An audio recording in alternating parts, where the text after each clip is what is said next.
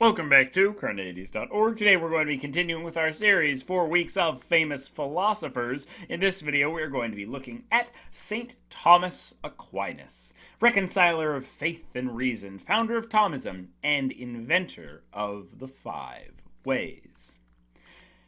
Now, many theologians have worked to reconcile faith and reason, religion and philosophy. But one of the most famous philosophers and theologians that worked to bring these two traditions together was certainly St. Thomas Aquinas. Many of his works and arguments are still staples of both philosophical and theological studies today. Aquinas was born in 1225. He studied theology and was interested by the newly rediscovered Aristotle and how that could help us understand the Bible more. He became a Dominican and rose through the ranks to eventually be on the faculty of theology in Paris. But he left Paris to travel and was eventually called back to defend the idea of including Aristotelian ideas in the church's teachings. Because, as we noted, Aquinas was significantly influenced by Aristotle in his thoughts, against those that thought it was changing the church for the worse. He eventually died traveling less than 20 miles from where he was born. After his death, the teachings of Thomas Aquinas came under attack. This divided some elements of the church into Thomists and followers of other scholastic thinkers, like William of Ockham. Thomism, as an idea, has had several revivals over time through such popes as Leo VIII and John Paul II.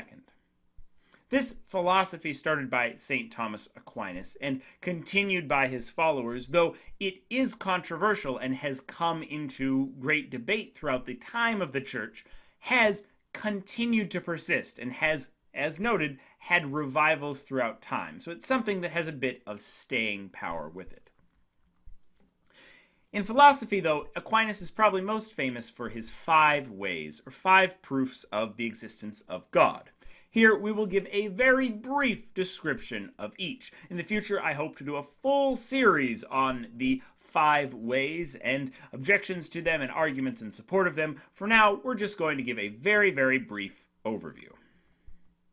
The first of Aquinas' ways is about change. Simply, everything changes. In order for anything except God to change, something else must change it. Since things do in fact change, there must be something at the bottom of change, which changes other things, but without being changed itself. And the only thing, as we noted, that can change other things without being changed itself must be God. Therefore, God exists. The second follows much of the same formulation, but with causes. Since nothing but God can cause itself, and everything needs a cause, every causal chain must end in the only thing that can cause itself, God. So God must exist. The third way deals with existence, and once again follows a very similar formulation to the first 2 ways. According to Aquinas, everything but God comes into being and ceases to exist. Since something cannot come from nothing, there must be something which never came into existence, and never ceases to exist. And the only thing that does that, as stated earlier in the argument, is God, and therefore God must exist. The first 3 ways might be understood as versions of the cosmological argument. And before you start objecting to these arguments or objecting to my formulations of them, understand that these are very, very simple versions of them. And hopefully in a future video, we'll look at more formalized and complicated versions. The fourth is going to be Aquinas' version of the ontological argument for the existence of God, originally formulated by Anselm. Aquinas argues that for every quality, there must be something from which all other things get that quality, which is the epitome of that quality. All heat in the world, for example, must emanate from something that is the epitome of heat, the sun. God, however, is the only thing from which the quality good can emanate. It's the only thing that's perfectly good. And so that's the only place where everything else that is good in the world must get its goodness from. And finally, the fifth way is a version of the teleological argument claiming that all things have a purpose, but a purpose requires that there be some creator or mind to give them that purpose, and that, of course, must be God.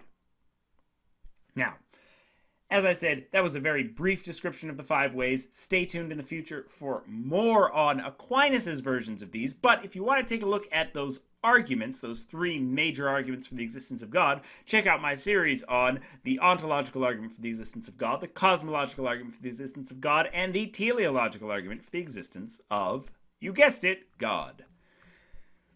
And though most philosophers generally find the ways unconvincing today, they were an important element of a tradition that continues today, which attempts to reconcile reason and faith. Therefore, I give you St. Thomas Aquinas, reconciler of faith and reason, founder of Thomism, and inventor of the 5 ways.